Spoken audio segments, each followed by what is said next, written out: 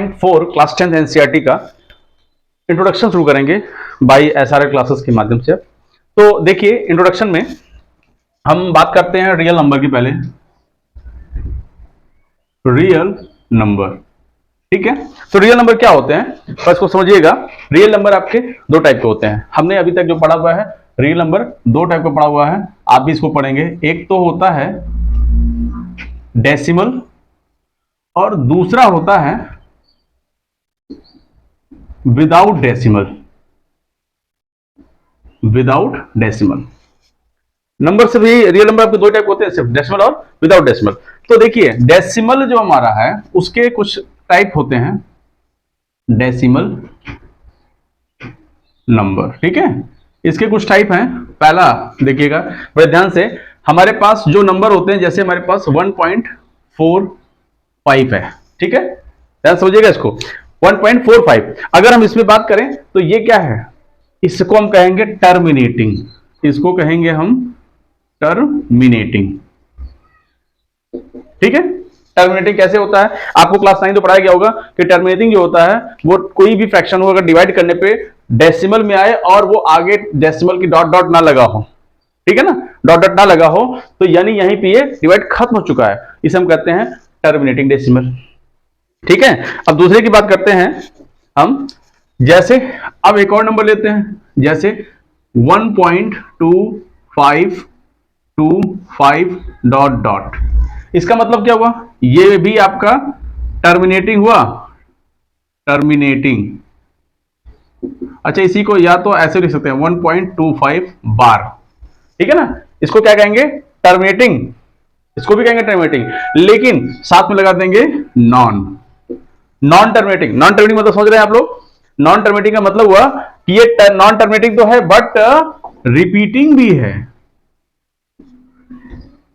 भाई। Non terminating क्योंकि decimal आगे लगता चला जा रहा है, यानी ये चीजें आती जा रही हैं लेकिन रिपीट हो रही है, बार लगा मतलब ये रिपीट हो रहा है। तो इसको भी हम क्या कहते हैं, ये आपका, इसको भी कहते हैं हम रैशनल, और इसको भी हम रैशनल में लिख सकते हैं, रैशनल, और ये रैशनल में लिख सकते हैं। ध्यान रखिएगा, टर्मिनेटिंग को भी रैशनल में कर सकते हैं, पी अपॉन क्यू फॉर्म में लिख सकते हैं, इसको हम पी अपॉन क्यू के फॉर्म में लिख सकते हैं, ठीक है। वेयर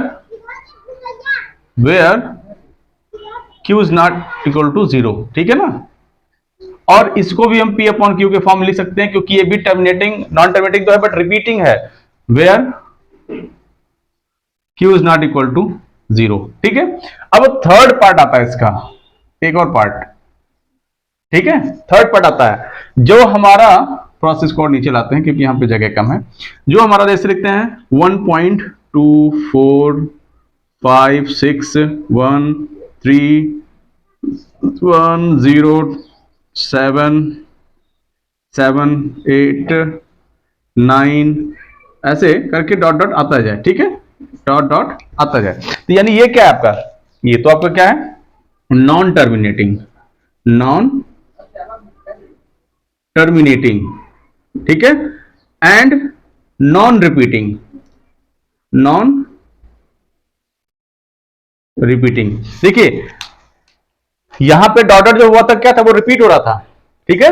तो नॉन टर्मिनेटिंग बट रिपीटिंग है, और रिपीटिंग है तो ये पी अपॉन क्यू फॉर्म में लिखा जा सकता है, इस टाइम इसको रैशनल नंबर कह सकते हैं। और ये क्या है, ना टर्मिनेट हो रहा है ना रिपीट हो रहा है, तो इसको हम कहेंगे नॉन टर्मिनेटिंग नॉन रिपीटिंग। इसको हम क्या कहेंगे, इररेशनल नंबर, इररेशनल। और इररेशनल होगा तो not equal to P upon Q, यानी हम इसको पी अपॉन क्यू के फॉर्म में नहीं लिख सकते हैं। क्लियर, ये हमारी बातें रियल नंबर की जो डेसिमल नंबर के फॉर्म में होती हैं। हमने देखिए यहां पे भी आपको दिखाया, ये आपका डेसिमल में है, ये आपका डेसिमल में है, और ये भी आपके डेसिमल में है। बातें समझ में आ रही हैं। मैंने ये डेसिमल फॉर्म दिखा दिया आपको, जो टर्मिनेटिंग, एक ये टर्मिनेटिंग है, एक नॉन टर्मिनेटिंग है, दोनों को हम, जो कि रिपीटिंग भी है, नॉन टर्मिनेटिंग वाला रिपीटिंग भी है। तो नॉन टर्मिनेटिंग रिपीटिंग ये अपना रैशनल है, और टर्मिनेटिंग ये भी अपना रैशनल नंबर है, लेकिन नॉन टर्मिनेटिंग नॉन रिपीटिंग है तो वो इररेशनल नंबर है। इररेशनल नंबर मतलब पी अपॉन क्यू फॉर्म में नहीं लिख सकते हैं, इन दोनों को हम पी अपॉन क्यू फॉर्म में लिख सकते हैं। ये क्लियर हो चुका होगा। अब आते हैं विदाउट डेसिमल वाले। विदाउट डेसिमल वाले क्या होते हैं, जैसे आपका 0 1 2 3 डॉट डॉट, इधर -1 -2 -3, ये सब क्या है? ये विदाउट डेसिमल वाले हैं, इसमें कहीं भी डेसिमल नहीं दिखाई दे रहा है। तो अब इसमें बात करते हैं इतने की, ये क्या है आपका नेचुरल नंबर है, जैसे आप लोग पहले की पढ़े हुए हैं नेचुरल नंबर। और जब जीरो के साथ में आ जाएगा ये, ठीक है, तो ये हो जाएगा होल नंबर, ठीक है ना। और ये पूरा लेते हैं जब साथ में, ये पूरा लेते हैं तो इसको कहते हैं हम लोग इंटेजर्स, ठीक है।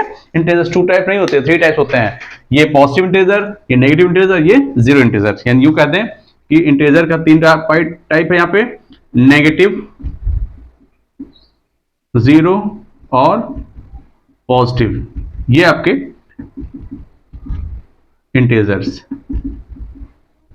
इंटेजर्स इंटेजर, ठीक है। ये इंटेजर तीन टाइप के हुए, negative integer, zero integer and positive integer. Clear है ये? तो इतने से हमने रियल नंबर की बातें की हैं। अब हमारा जो है इस मेन एक्सरसाइज 1.4 में जो यूज होने वाला है उसको हम बताएंगे नेक्स्ट पेज पे। चलिए देखिए, तो हमने बताया आपको रैशनल नंबर के बारे में, क्या है कि P अपॉन Q होता है, फॉर्म में होता है, और वेयर P और Q के आपका इंटीजर होते हैं। एक चीज और होता है कि Q is not equal to 0। इतनी चीज आपने 9th में भी पढ़ा है और 10th में भी, फिर से रिपीट में बता दे रहा हूं। अब आपको जो पढ़ना है वो है क्या है हमारा डेसिमल एक्सपेंशंस के बारे में। इस एक्सरसाइज में जो पार्ट होना है इस एक्सरसाइज को सॉल्व करने के लिए, वो यहीं से स्टार्ट होता है आपका, ठीक है ना। अभी तक तो जो पीछे मैंने जानकारी दी आपको वो छोटी छोटी आपके कह सकते हैं हेल्प के लिए थी। अब मैं यहां शुरू करता हूं डेसिमल एक्सप्रेशन की, जो इस एक्सरसाइज को मेन पार्ट है। इसमें क्या पार्ट होता है, पहला पार्ट और यहां पे दूसरा पार्ट, ठीक है। इसको कहते हैं हम लोग टर्मिनेटिंग, ठीक है ना। इसको कहते हैं नॉन टर्मिनेटिंग और नॉन रिपीटिंग, ठीक है। ये दो पार्ट होते हैं। अब इसमें जो हमारा नॉन टर्मिनेटिंग और नॉन रिपीटिंग वाली पार्ट है, ये आप जानते हैं ये इरेशनल होता है, रैशनल फॉर्म में नहीं हो सकता। लेकिन ये जो टर्मिनेटिंग होता है ये आपका P अपॉन Q के फॉर्म में हो सकता है। तो इसके लिए हमें क्या होगा, P अपॉन Q जब फॉर्म करेंगे तो यहां पे Q की जो वैल्यू होगी वो इक्वल होगी आपकी किसमें, 2 की पावर m इंटू 5 की पावर n में, ठीक है ना। ये पॉइंट जो है आपको एकदम हेल्प करेगा एक्सरसाइज के पहला क्वेश्चन शुरू करने में। 1.4 का पहला ही क्वेश्चन सॉल्व करेंगे और इससे बता देंगे वो डेसिमल एक्सप्रेशन कैसा है, टर्मिनेटिंग डेसिमल एक्सप्रेशन है या नॉन टर्मिनेटिंग एक्सप्रेशन है। अच्छा, ये तो टर्मिनेटिंग की बात हो। टर्मिनेटिंग में क्या क्या होता है, टर्मिनेटिंग में क्या होता है सीधा सीधा भी बताएंगे, इधर बताते हैं आपको। ये आपको P अपॉन Q के फॉर्म में नहीं लिखा सकता, ठीक है। और क्या है इसमें जो Q है वो नॉट इक्वल होगा 2 की पावर m इंटू 5 की पावर n। अच्छा, इसमें m n की क्या बात है यहां पे देख लेते हैं। वेयर m एंड n, ये क्या है, आर होल नंबर्स। ये क्या है, होल नंबर। होल नंबर अभी आपको मैंने बताया था, यहां पे भी वही चीजें हैं। Where m and n are whole numbers, ठीक है। अब कैसे इसको हम अप्लाई करेंगे जरा ध्यान दीजिए। एक क्वेश्चन लेते हैं एग्जांपल के तौर पे, ठीक है ना। एक एग्जांपल तौर पे क्वेश्चन लेते हैं थोड़ा सा। यहां पे देखिए एक क्वेश्चन, जैसे हमने लिया 4/100। अब इसको डेसिमल एक्सपेंशन में विदाउट डिवीजन बताना है। तो एक तो आप जानते हैं क्या है, इसको डिवाइड कर दो तो 0.04 आ जाएगा, हो गया डेसिमल। लेकिन बोला कि विदाउट डेसिमल विदाउट डिवीजन आपको डिवाइड नहीं करना है। और बता देना इसका डेसिमल एक्सपेंशन क्या है, टर्मिनेटिंग है कि नॉन टर्मिनेटिंग। तो पहले टर्मिनेटिंग नॉन टर्मिनेटिंग बात करते हैं। तो हमारा क्या होगा, Q की वैल्यू क्या है, 100 है। 100 को क्या लिख सकते हैं, 10 मल्टीप्लाई 10।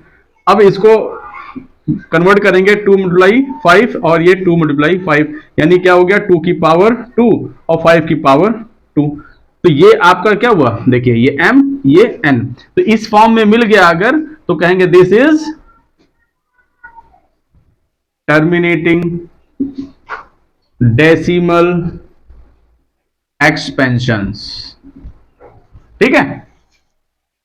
अब इस फॉर्म में अगर नहीं है, मैंने बताया ना q is not equal to 2 की पावर m और n, अगर इस फॉर्म में नहीं आता है तो नॉन टर्मिनेटिंग है, और नॉन टर्मिनेटिंग नॉन रिपीटिंग अगर होगा तो उसको हम डेसिमल एक्सटेंशन में नहीं कर पाएंगे। ठीक है, तो इतनी सारी जो चीजें मैंने बताई, ये अब हम एक्सरसाइज को शुरू करते हैं। तो अब आपको एक्सरसाइज पे ले आते हैं, एक्सरसाइज 1.4 पे सीधे सीधे। तो मिलते हैं नेक्स्ट वीडियो में।